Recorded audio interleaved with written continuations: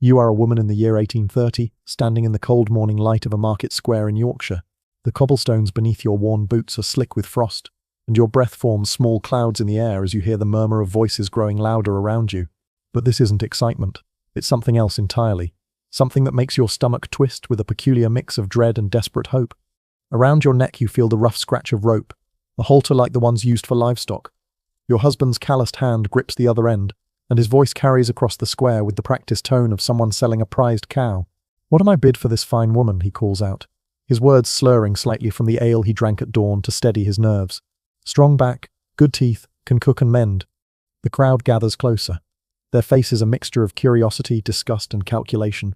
Some men step forward to examine you like they would a horse at auction, checking your hands for calluses that prove you can work, looking at your face to judge if you're comely enough to warm their bed. You stand there, heart pounding, knowing that in the next few minutes, your entire life will change. You might end up with a kinder man than the one who brought you here. Or you might find yourself in an even worse situation. But here's what terrifies you most. This isn't illegal. This isn't some back alley crime or desperate act of madness. This is, in the twisted logic of your time, your best chance at freedom, your only chance at divorce. Before diving into these forgotten stories of survival and suffering, if you enjoy learning about the hidden truths of history, consider hitting that like button and subscribing for more content like this. And please comment below to let me know where you're listening from. I find it incredible that we're exploring these ancient stories together from different parts of the world, connected across time and space by our shared curiosity about the past. The practice we call wife selling wasn't born from cruelty alone, though cruelty certainly played its part. It emerged from a legal system so rigid and unforgiving that it left the poor with no other options. To understand why hundreds of Victorian men led their wives to market squares with halters around their necks, we need to step into a world where women weren't people, they were property.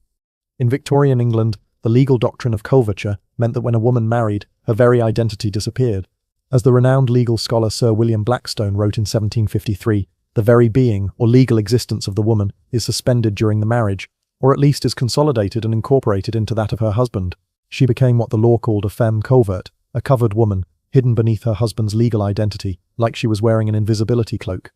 Picture Mary Thompson, a fictional but typical working-class woman of the 1820s. Before marriage, she could own property, sign contracts, and even sue someone in court. But the moment she spoke her wedding vows, everything changed. Her wages belonged to her husband. Any inheritance from her parents became his. If she started a small business selling bread or taking in washing, every penny she earned was legally his property. Even her clothes, the very dress on her back, belonged to him. If Mary's husband, let's call him William, decided to beat her until she couldn't stand, the law offered little protection. A man had the right to correct his wife, just as he might discipline a child or train a dog. If he drank away their rent money or gambled their food budget, she had no legal recourse. If he brought home diseases from brothels or refused to work while she took in laundry until her fingers bled, the law saw this as his prerogative as head of household. But what happened when Mary couldn't take it anymore? What happened when William's correction left her with broken ribs, or when his drinking meant their children went to bed hungry every night? What happened when she met someone else, perhaps a kind widower who treated her with respect, or a bachelor who offered genuine affection? In the upper classes there was divorce, but it was so expensive and complicated it might as well have been reserved for royalty. Before 1857, getting a divorce required a private Act of Parliament, a process that cost at least £1,000, equivalent to about £118,000 today. That sum represented more money than most working-class families would see in a lifetime. Even after the Matrimonial Causes Act of 1857 made divorce slightly more accessible through the courts, it still cost around £40 more than a labourer's yearly wages. For the poor, there were really only 5 ways to end a marriage. You could separate by mutual agreement, though this left both parties unable to remarry legally. You could desert, simply disappear one day and hope your spouse didn't track you down. You could try to get a legal separation through the church courts on grounds of adultery or life-threatening cruelty, but this was expensive and didn't allow remarriage. You could die, which given the living conditions of the working class wasn't entirely uncommon. Or you could sell your wife. The practice emerged sometime in the late 17th century, probably born from desperation and reinforced by folk belief. Since the law treated women as property, some reasoned, why couldn't that property be transferred like any other? The ritual that developed was both humiliating and strangely dignified, a grotesque parody of both divorce and remarriage wrapped into one public ceremony. The selling typically began with an advertisement in the local newspaper. These ads read like livestock auctions. John Smith will sell his wife Mary at Doncaster Market on Tuesday next. She is healthy, strong, and of good character. No reasonable offer refused. Sometimes the ads were more personal. Thomas Brown, being tired of his wife, will dispose of her to any person willing to take her off his hands. She can wash, cook, and milk cows. On the appointed day, the husband would lead his wife to a public place, usually a market square where livestock was normally sold, though sometimes a tavern or public house served the purpose. The symbolism was deliberate and devastating. The wife wore a halter around her neck, arm, or waist, usually made of rope but sometimes of ribbon, in a pathetic attempt at dignity. This halter wasn't just symbolic, it marked her as property to be transferred, no different from a cow or sheep. The auctioneer, often the husband himself, would call for bids. What am I offered for this fine woman? She's 26 years old, can bear children, excellent at needlework, and has all her teeth. The crowd would press closer, men examining the woman like potential buyers at a horse fair. They'd check her hands for signs of hard work, look at her face to judge her attractiveness, sometimes even ask her to speak to test her manners. But here's where the historical record reveals something crucial that changes our understanding of these scenes. In most cases, the sale was arranged in advance. The buyer was often the woman's lover, and the sale was actually a form of consensual divorce and remarriage rolled into one public ceremony. The humiliation was real, but it served a purpose. It made the separation publicly witnessed, and in the minds of participants legally binding. Consider the case documented in Brighton in 1826, one of the real incidents that inspired Thomas Hardy's famous novel The Mayor of Casterbridge. A man led his tidy-looking woman to market and sold her for £5 to a sailor. The newspaper reported that she seemed nothing loath to go, and that the transaction was conducted with every appearance of good humour. The sailor had likely been courting her for months, and all three parties saw the sale as their only way to legally end one relationship and begin another. In Wenlock Market in 1830, a wife sold for 2 shillings, and 6pence was determined that the transaction should proceed, despite her husband's last-minute doubts. She flipped her a pern in her goodman's face and said, "Let be your rogue, I will be sold, I wants a change." Her voice carries across the centuries, determined, fierce, seizing what little agency the law allowed her. The prices paid varied wildly, from a high of £100 plus £25 for each child, in today's money, over £18,000, to as little as a glass of ale. Most sales fell between 2 shillings and 6pence to 5 shillings, roughly equivalent to £20.50 today, but the money wasn't really the point. What mattered was the public nature of the transaction, witnessed by dozens or sometimes hundreds of people who could later testify that the woman had been legally transferred from one man to another. The halter itself held deep symbolic meaning. After the sale was complete, it was handed to the new husband as proof that the transaction was finished. This wasn't just theatre, it was a desperate attempt to create legal validity where none existed. The participants needed to believe, and to convince their community, that what they were doing was legitimate. Sometimes the ritual grew more elaborate. Bills of sale were drawn up and signed, with language borrowed from real property transfers. I, John Parsons, for, and in consideration of the sum of £6 and 6 shillings in hand paid, do sell, assign, and set over unto John Tooker, Anne Parsons, wife of the said John Parsons, with all right, property, claim, services, and demands whatsoever, during the term of the natural life of her, the said Anne Parsons. The ceremony often ended with all parties going to the nearest pub for a wedding feast, paid for by the new husband. Church bells might even ring, as they did in one documented case from 1827. The community, starved for entertainment and drama, treated these occasions as public spectacles. Crowds of hundreds might gather, treating the sale like a combination of theatre, court proceeding, and carnival. But not every wife sale was a consensual arrangement between lovers seeking legitimacy. Some were genuine auctions where women found themselves bid upon by strangers. In March 1766, a carpenter from Southwark sold his wife in a fit of conjugal indifference at the alehouse. When he sobered up and asked her to return, she refused, and he hanged himself. The desperation that drove both the sale and its aftermath speaks to the impossible situations these legal restrictions created. In 1824 in Manchester, a wife was knocked down for 5 shillings, but not liking the purchaser, she was put up again for 3 shillings and a quart of ale. The woman's voice mattered. She could refuse buyers she found unsuitable. But imagine the terror of standing there while strangers bid on you like livestock, knowing that your future depended on which of these men was willing to pay the most. The practice was particularly strong in Yorkshire, where 27 of the 108 documented Victorian-era wife sales took place. In May 1837, a blacksmith named Garth in Halifax first sold his wife for 1 shilling, then bought her back, then resold her to a married man for half a crown.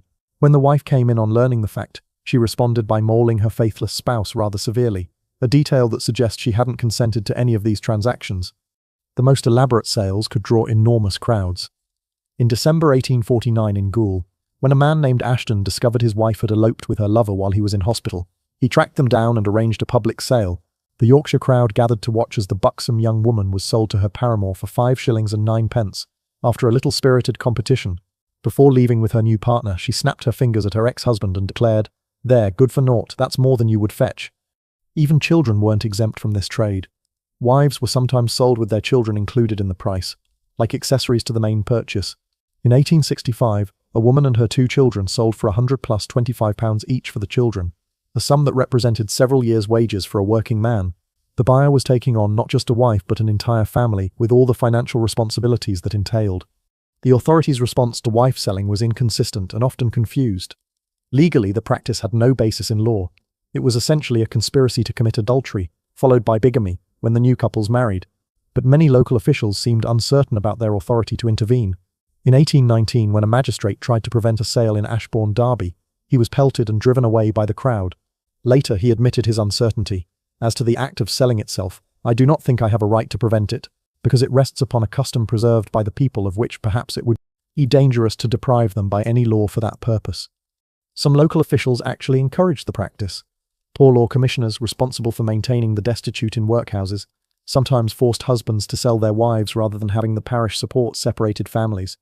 In 1814, Henry Cook was compelled by the Effingham workhouse authorities to sell his wife rather than have the parish maintain her and her child. She was taken to Croydon Market and sold for 1 shilling, with the parish paying for the journey and a wedding dinner. The symbolic power of the marketplace location can't be understated. Markets were where livestock changed hands, where property was bought and sold, where the community gathered to witness transactions. By choosing these locations, the participants were inserting their personal drama into the most public commercial space available. They were demanding that their community witness and validate what the law refused to recognize. But the symbolism cut deeper than mere location. The halter around the woman's neck made explicit what the law only implied, that wives were property, no different from animals. Some sales even priced women by weight, just like livestock. This wasn't metaphor, it was the logical extension of legal doctrine. The practice began to decline in the 1840s, as social attitudes shifted and divorce became slightly more accessible. Newspaper coverage grew more critical, describing sales as disgusting and disgraceful scenes. The rising middle class, increasingly uncomfortable with such public displays of what they saw as working-class barbarism, pushed for prosecutions. By the 1850s, more sales were conducted privately by deed rather than public auction, as participants tried to maintain the legal fiction while avoiding public shame. Religious and social reform movements also worked to suppress the custom. The Salvation Army and other evangelical groups preached against it, though ironically in 1889, a member of the Salvation Army sold his wife for 1 shilling in Hucknall, Nottinghamshire. Even reformers couldn't entirely escape the practical constraints that made wife selling seem like a reasonable solution to impossible situations. The last recorded wife sale in England took place in 1913, when a woman giving evidence in a Leeds police court claimed she had been sold to one of her husband's workmates for £1. By then, the practice was a relic, kept alive more by tradition and desperation than by any belief in its legitimacy. But the deeper horror of wife selling wasn't the ritual itself, it was what the ritual revealed about the society that made it necessary. These weren't savage customs practiced by barbarians.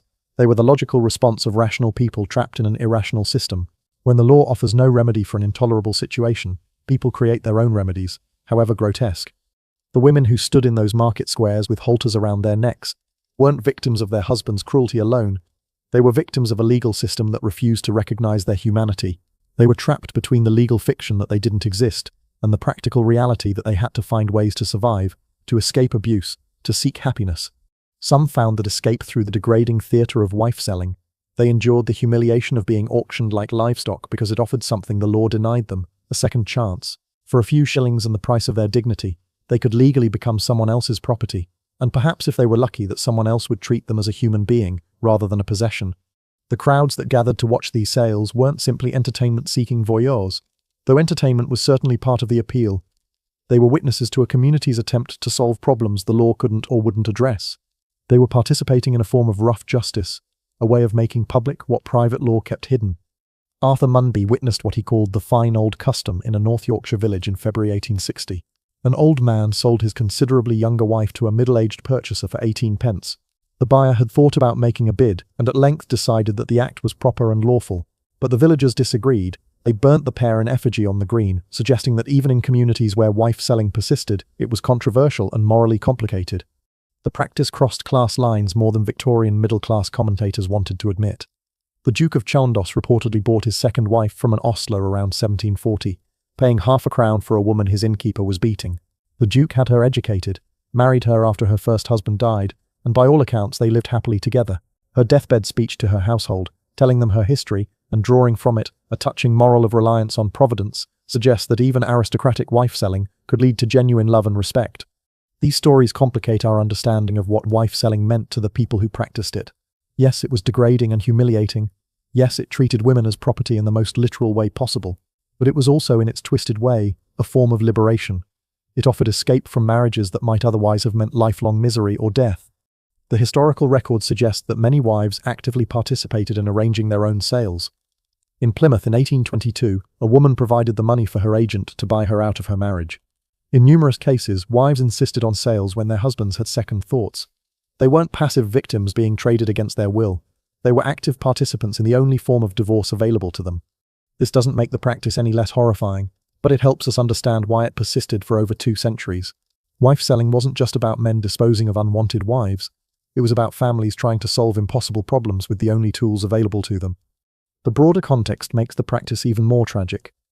This was an era when a working man might earn 10 shillings a week, when families lived in single rooms with no running water, when children as young as 6 worked in factories for 12 hours a day. Life was brutal, short, and offered few choices.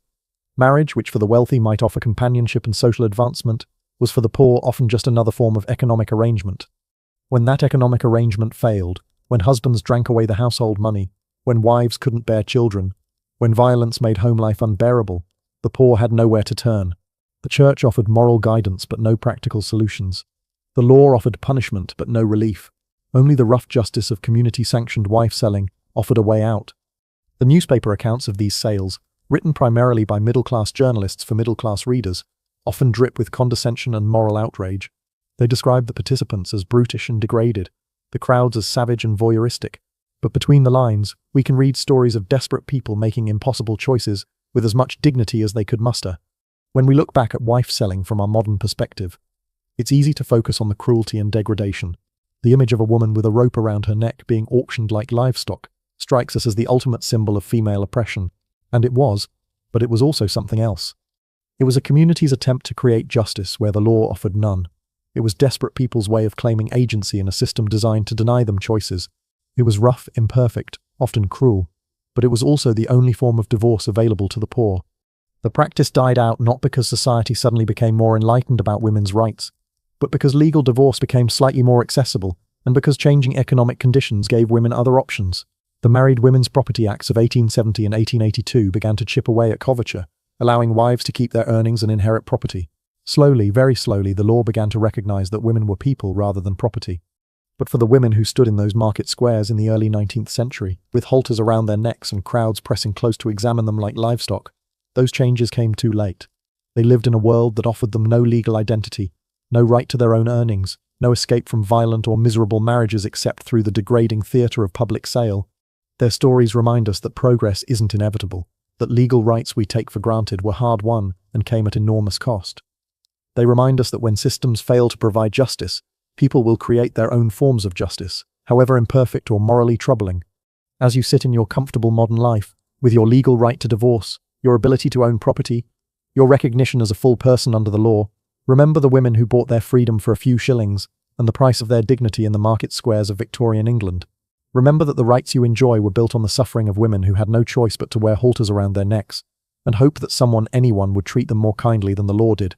The last echoes of those market square auctions died out over a century ago, but they leave us with uncomfortable questions about the systems we've built and the people those systems fail. They remind us that behind every grotesque historical practice, there are human stories of survival, desperation, and the endless search for something better, even when that something better comes at an almost unbearable cost. The horror of wife-selling becomes even more visceral when we examine the specific mechanics of how these auctions unfolded. Picture yourself back in that market square, but this time as an observer in the crowd. The morning mist hasn't yet burned off the cobblestones, and the air carries the familiar sense of a livestock market, hay, manure, and the metallic tang of fear that emanates from animals sensing their fate. But today, the fear comes from a different source entirely. What a drama. The woman standing on the makeshift platform isn't cattle or sheep. She's someone's daughter, someone's mother, someone's sister. Her name might be Elizabeth or Sarah or Mary. Names lost to history except in faded newspaper clippings and court records. She's 28 years old, let's say, with work-roughened hands and a face that might have once been pretty before poverty and hard living carved lines around her eyes. The halter around her neck isn't decorative, it's thick rope, the kind used to lead horses, and it chafes against her skin with every movement. Her husband, soon to be her former husband, holds the other end with the casual grip of a man who's done this before, though his hands shake slightly from the morning ale meant to steady his nerves. "Come now, gentlemen," he calls out, his voice carrying across the square with practiced authority. "What'll you give for this fine piece of woman flesh? She's strong as an ox, can work 16 hours without complaint, and she's got all her teeth." He forces her mouth open with calloused fingers, displaying her teeth to the crowd like a horse trader showing off his merchandise. The gathered men press closer, their breathing visible in the cold air, their eyes calculating. They're not monsters, they're farmers, labourers, tradesmen who understand value and practicality. They examine her hands for calluses that prove she can work. They look at her hips to judge if she can bear children. They study her face to determine if she's comely enough to warm their beds on cold nights. One man, a blacksmith by the look of his soot-stained apron, steps forward and pinches her arm to test the firmness of her flesh. "She's a bit thin," he observes clinically. "Might not last through a hard winter.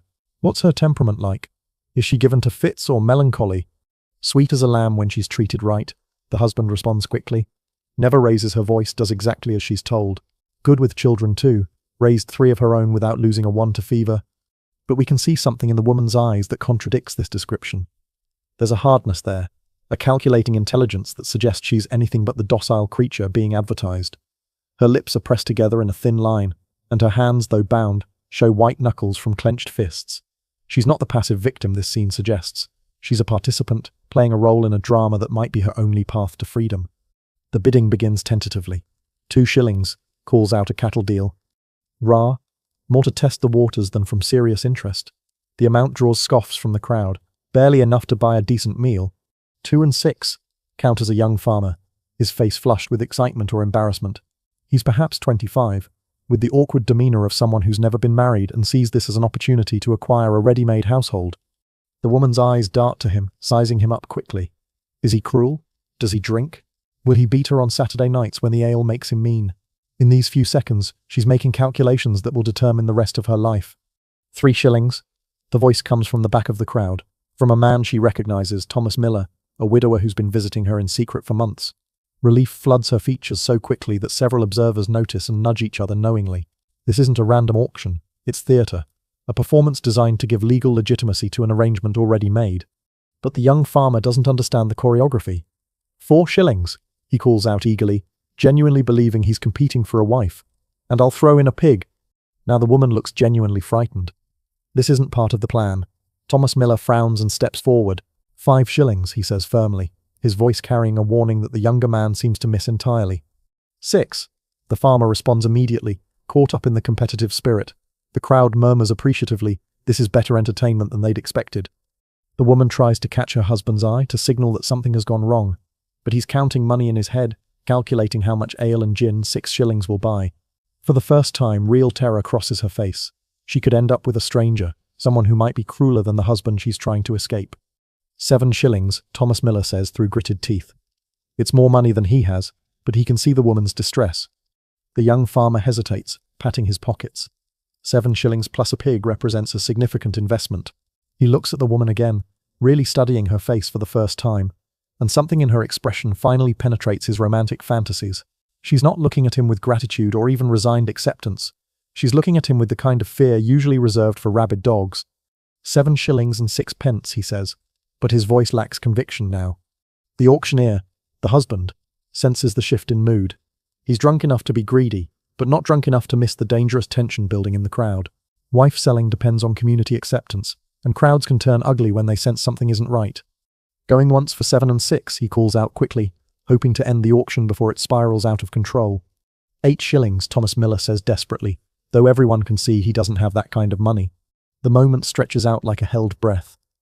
The woman stands frozen between her current misery and an unknown future, while 2 men bid for the right to own her as completely as they might own a horse or a table. The crowd watches with the fascination of people witnessing something that's simultaneously entertaining and deeply disturbing. Then something unexpected happens.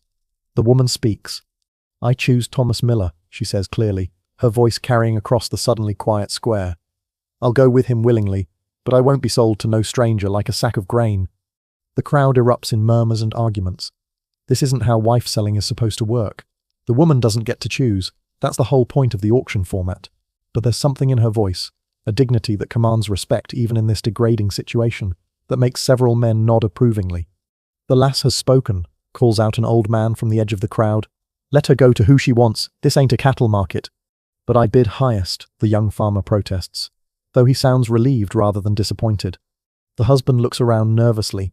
He's lost control of his own auction, and the crowd's mood is shifting in ways he doesn't understand. Wife selling works because the community accepts it as legitimate, but legitimacy depends on following certain unspoken rules.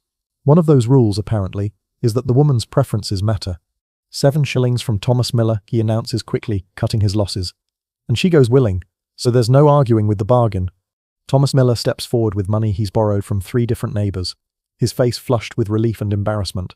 The halter is formally transferred from husband to new owner, though Thomas immediately removes it from the woman's neck and throws it aside with obvious distaste. The crowd applauds, as if they've just witnessed a satisfying conclusion to a dramatic performance, which, in many ways, they have. The woman, let's call her Sarah, curtsies to the crowd with more dignity than anyone present deserves, then takes Thomas Miller's offered arm. But as the crowd begins to disperse, we can see the true cost of this happy ending. Sarah may have escaped one bad situation, but she's now legally bound to Thomas Miller as completely as she was to her first husband. If Thomas turns out to be cruel, or becomes a drunkard, she'll have no more recourse than she had before. She simply traded one form of legal slavery for another, hoping that her new master will be kinder than her old one. The young farmer who nearly bought her watches them go with confused feelings. Part of him is disappointed. He'd been lonely enough to think purchasing a wife was a reasonable solution to his problems. But part of him is also disturbed by what he's just witnessed. He'd never really thought about what it would mean to own another human being, to have someone bound to him not by love or even mutual benefit, but by a legal fiction that reduced her to property. The husband, Sarah's former husband, pockets his 7 shillings and heads for the nearest tavern.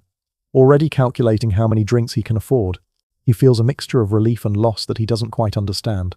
Sarah had been a burden, certainly, another mouth to feed, another person making demands on his limited resources, but she'd also been the only person in the world who cared whether he lived or died, even if that care was mixed with fear and resentment. This particular scene is fictional, but it's built from dozens of documented cases that follow remarkably similar patterns. The reality of wife selling was both more complex and more heartbreaking than the simple narrative of men disposing of unwanted wives suggests. Consider the case of Mary Ann Price, sold in Merthyr Tydfil in 1837. The newspaper account describes her as a young woman of prepossessing appearance who was led into the market with a new rope around her waist.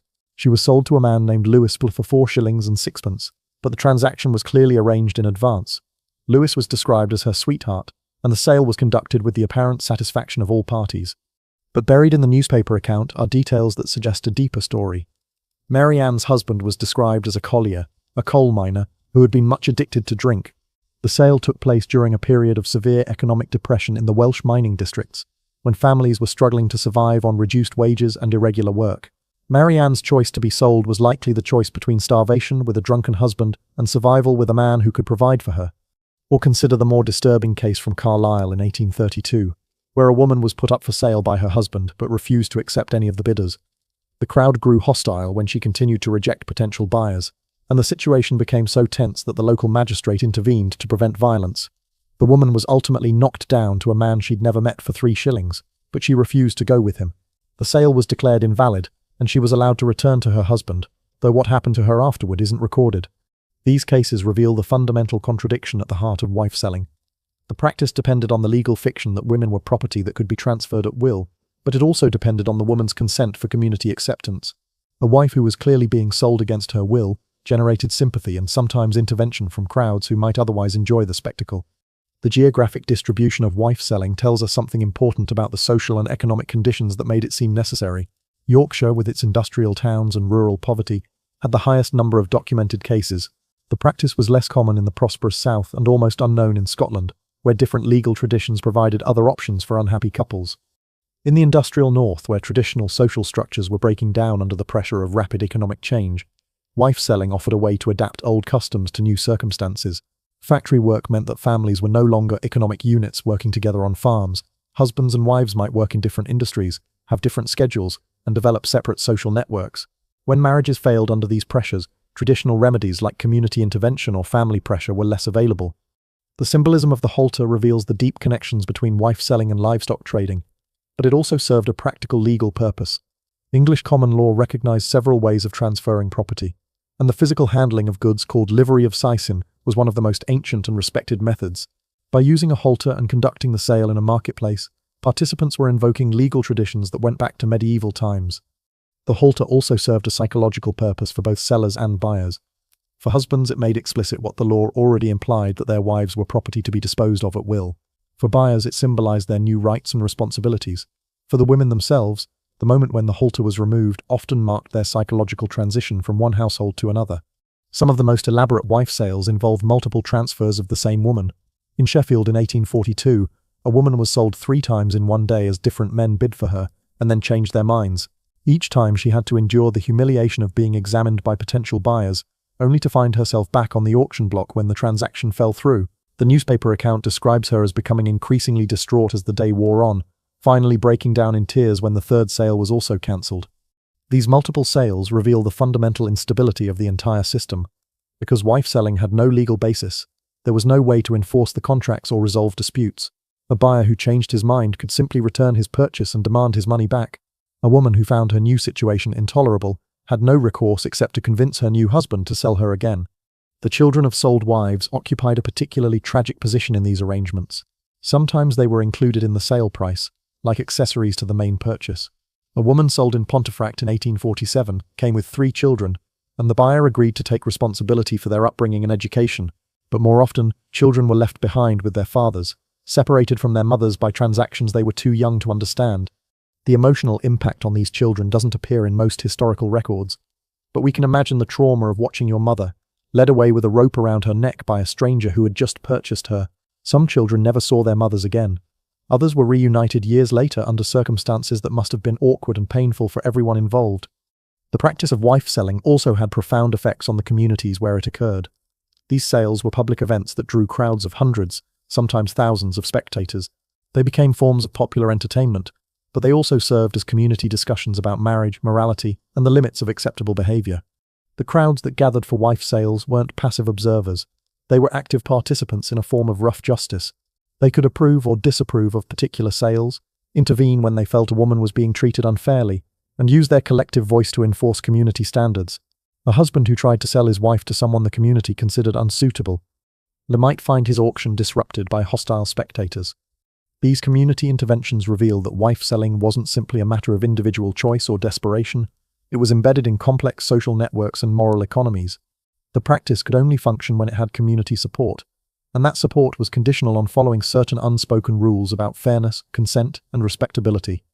The declining social status of wife selling in the mid-19th century reflected broader changes in British society. The growing middle class, with its emphasis on domestic privacy and moral respectability, was increasingly uncomfortable with public displays of working-class marital breakdown. Newspapers began describing wife sales as disgusting exhibitions and brutal spectacles, language that reflected the class anxieties of an era when industrial capitalism was creating sharp distinctions between respectable and disreputable behavior. Religious revival movements also played a role in suppressing the practice. Evangelical Christianity, with its emphasis on the sanctity of marriage and the moral reform of the working classes, viewed wife selling as evidence of spiritual corruption that needed to be eliminated. Methodist and Baptist preachers regularly condemned the practice from their pulpits, though their success in changing behavior was limited. The legal system's response to wife selling evolved slowly and inconsistently. Before 1850, prosecutions were rare and penalties light, usually a few days in jail or a small fine. But as social attitudes hardened against the practice, courts began imposing harsher sentences. By the 1860s, men convicted of selling their wives could face 6 months in prison, and buyers could be charged with conspiracy to commit adultery. However, proving that a wife sale had actually occurred was often difficult. The participants had strong incentives to deny that any money had changed hands, or to claim that the ceremony was simply a joke or theatrical performance. Juries, often drawn from working-class communities where wife selling was still understood if not approved, were sometimes reluctant to convict people for what they saw as attempts to solve impossible problems. The emergence of music hall entertainment in the mid-19th century gave wife selling a new cultural life, even as the practice itself declined. Popular songs like The Sale of a Wife turned the ritual into comedy, portraying the husband as a fool, the wife as a shrew, and the buyer as a dupe. These songs sanitized the real desperation and humiliation of wife-selling by transforming it into harmless entertainment for middle-class audiences. But the persistence of wife-selling in popular culture reveals something important about its psychological and social functions. The practice addressed deep anxieties about marriage, property, and gender relations that didn't disappear when the ritual itself became socially unacceptable. Music hall songs, penny novels, and later cinema continued to explore themes of marital breakdown and reconstruction that wife-selling had once addressed directly. The international dimension of wife-selling also deserves attention. English settlers brought the practice to American colonies, where it persisted into the 19th century. Colonial court records document cases from Connecticut to South Carolina, suggesting that the custom was adaptable to different social and economic conditions. In some American contexts, wife-selling seems to have been even more commercialized than in England, with formal bills of sale and newspaper advertisements. The French were particularly fascinated by English wife-selling, seeing it as evidence of British barbarism and moral corruption. French newspapers regularly reported on English wife sales, often exaggerating the details for dramatic effect. Political cartoons showed John Bull leading his wife to market like a cow, using the practice as a symbol of English brutality and commercialism. This international attention was deeply embarrassing to English elites, who were trying to position Britain as the leader of European civilization and moral progress. The idea that Englishmen routinely sold their wives like livestock contradicted the emerging Victorian ideology of domestic respectability and female virtue. Government officials began pressuring local magistrates to crack down on the practice more vigorously. The role of alcohol in wife-selling cannot be overlooked. Many sales began in taverns, fueled by drink and male camaraderie that made the degradation of women seem acceptable or even amusing. The ritual often ended with all parties drinking together to celebrate the transaction, a practice that helped normalize what might otherwise seem shocking or cruel. But alcohol also provided a convenient excuse for men who later regretted their actions. Several documented cases involve husbands who sold their wives while drunk and then tried to reclaim them when sober. The legal system generally refused to recognize these post-sale regrets, treating wife-selling as a binding contract regardless of the seller's mental state. The economic dimensions of wife-selling become clearer when we examine it alongside other forms of working-class survival strategy. In communities where unemployment was chronic and wages barely sufficient for survival, marriage was often an economic necessity rather than a romantic choice. Women needed male protection and support, men needed domestic labor and childcare. When these economic partnerships failed, wife-selling provided a way to rearrange resources and responsibilities. The prices paid for wives reflected these economic calculations. Women who were described as good workers, skilled at valuable trades like spinning or brewing, commanded higher prices than those whose labor was less valuable. Age, health, and childbearing capacity all affected market value. The haggling that surrounded these sales reveals that participants understood exactly what they were buying and selling, not just a woman but her labor, her fertility, and her domestic skills. The documents that survive from wife sales often contain revealing details about working-class life and values. Newspaper accounts describe women's clothing, their physical appearance, their skills and temperaments. They record the words spoken during sales, preserving fragments of working-class speech and attitudes that rarely appear in other historical sources. These documents also reveal the elaborate etiquette that surrounded wife selling. There were proper ways to conduct a sale, appropriate venues and times, acceptable forms of payment. Violating these customs could result in community disapproval, or even violence. The practice may have been degrading, but it wasn't chaotic. It followed rules that participants understood and generally respected. The decline of wife selling after 1850 wasn't simply the result of legal pressure or social disapproval. Economic changes were making the practice less necessary and less practical.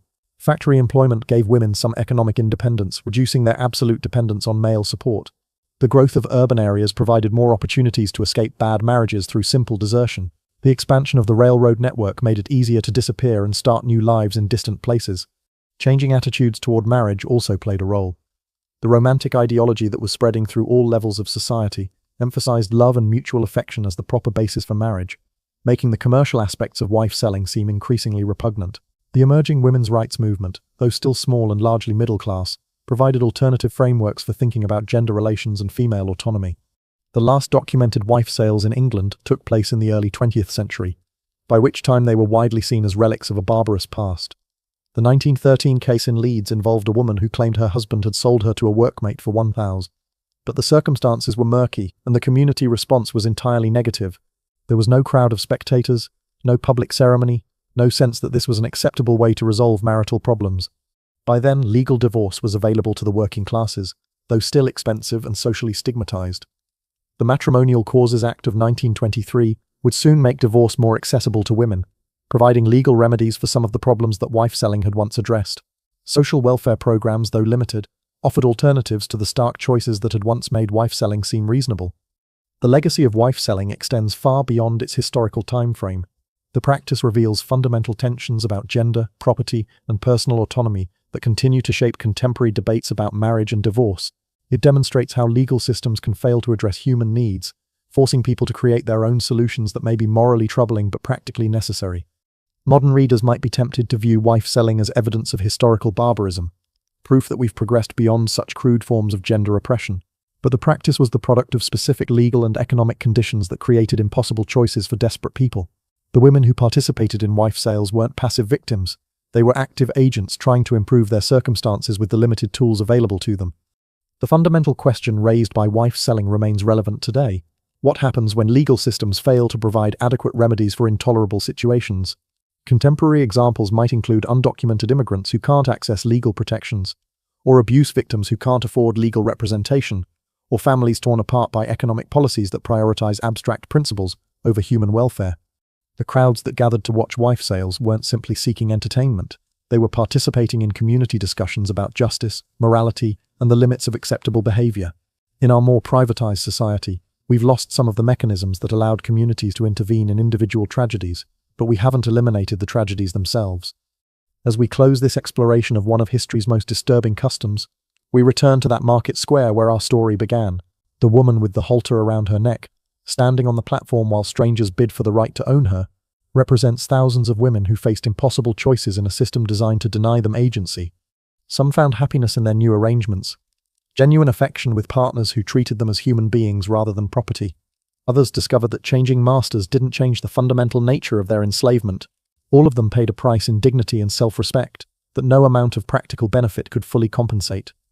Their stories remind us that progress isn't inevitable, that the rights and protections we take for granted were built on the suffering of people who had no choice but to work within systems that denied their humanity. They remind us that behind every historical practice, however repugnant it seems to modern eyes, are human beings trying to survive, to find love, to create meaning in circumstances that offer few good choices. The halters are gone now. The market squares have been converted to shopping centers. The legal systems that once treated women as property have been reformed. But the deeper questions remain. How do we create systems that serve human needs rather than abstract principles? How do we ensure that progress reaches everyone, not just the privileged few? How do we build societies where nobody has to choose between dignity and survival? The women of Victorian England who wore halters around their necks and hoped for kinder masters deserve better than to be remembered simply as victims of historical barbarism. They deserve to be remembered as human beings who faced impossible circumstances with whatever courage and agency they could muster, who found ways to survive and sometimes even thrive in a world designed to crush them. Their voices echo across the centuries, reminding us that freedom isn't free, that dignity isn't guaranteed, and that the price of justice is eternal vigilance against the systems and circumstances that reduce human beings to property. In remembering their stories, we honor not just their memory, but our obligation to ensure that such choices never again become necessary. The market squares are empty now, but the questions they raised about human worth, legal justice, and the price of survival remain as urgent today as they were 2 centuries ago. In that urgency lies both warning and hope, warning that progress can be reversed, and hope that understanding the past can help us build a more just future.